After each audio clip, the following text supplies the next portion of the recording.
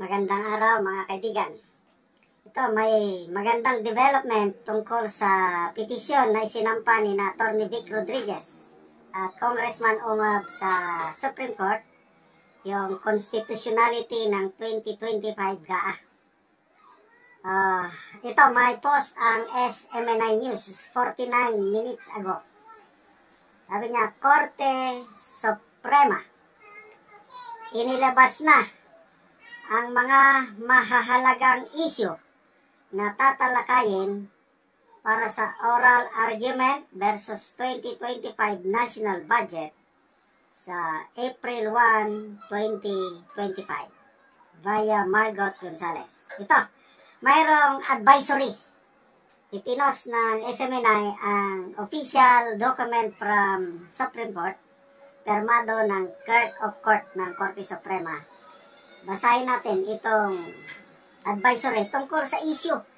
Ano ang issue na tatalakayin nila sa April 1 para orderly manner ang pag-discuss. Ang galing ng Supreme Court, nakakabilib. Okay. Republic of the Philippines, Supreme Court Manila in Bank Advisory, revised as of February 25, 2025. The court has identified the following essential issues for the orderly conduct of the oral argument scheduled on April 1. Okay, so A. Preliminary issues. B. Substantive issues. Okay, punta muna tayo. Preliminary, number 1. Whether petitioners have legal standing to sue. Sina Attorney Vic, Congressman Ungab, ano yung standing nila? Are they legally allowed to sue? Palagay ko, allowed sila. Anyway, yan, tatalakayin. Number 2. Whether the issues raised in the petition involve an actual and justifiable controversy.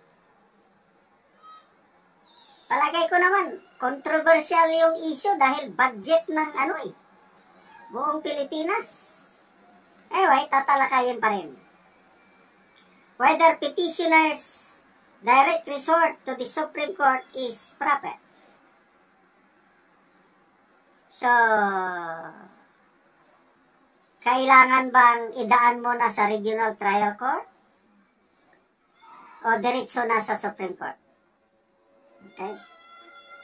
Whether the issue of constitutionality is the res mota of the case. Hindi ko masyadong maintindihan yan. Okay. Substantive, yung malaman.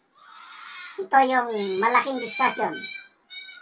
Whether Republic Act number 12116 or the 2025 GAA violates Section 15, Article 2 of the Constitution in relation to Section 10 to 11 and 37 of Republic Act number 1123 or the Universal Healthcare Act. Ito na yung pondo para sa PhilHealth. Nakalagay sa Universal Healthcare Act na every year dapat mayroong pundo na ilalaan para sa PhilHealth.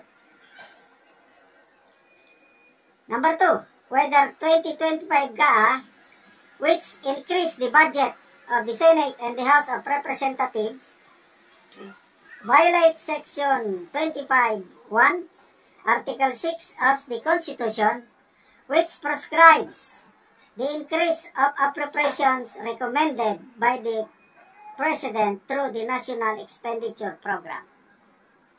Ang sinasabi palagi ni Atty. Vic Rodriguez, kung ano yung iprinipose ng Executive Department through the National Expenditure Program, hindi daw pwedeng i-increase ng Congress. Pwede nilang bawasan, kailang hindi pwedeng mag-increase. Nag-increase ang budget ng Senate at saka Congress. Senate at saka House of Representatives. So, kino-question ito. Next, number 3. Whether the 2025 GAA violates Section 5-5, Article 14 of the Constitution, which mandates the highest budgetary priority be given to education. Dito sila matatamaan. Kasi, kung education sector, ano lang yan, DepEd, CHED, TESDA, meron pang isa. 4 lang. Itong computation ng administrasyon ito, isinama ang Philippine Military Academy, isinama ang Philippine National Police Academy, isinama ang mga LGU academies, ang daming isinama na hindi naman talaga kasama sa education sector para lang lalabas na mas mataas ang budget ng education. Dito sila matatamaan. Number 4. Whether the 2025 GAA violates Section 27, Article 6 of the Constitution, when the members of the Bicameral Conference Committee formed to reconcile the conflicting provisions between the House and Senate versions of the GAB submitted a report on the GAB with blank items. Ito na. Pinakamalakas na kaso itong blank items. And then, may preliminary conference on March 5, 2025. And then, may mga requirements sa preliminary conference. 2 council lang ang allowed sa grupo ni Atty. Vic. 2 council galing sa House of Representatives. 2 council galing sa Senate.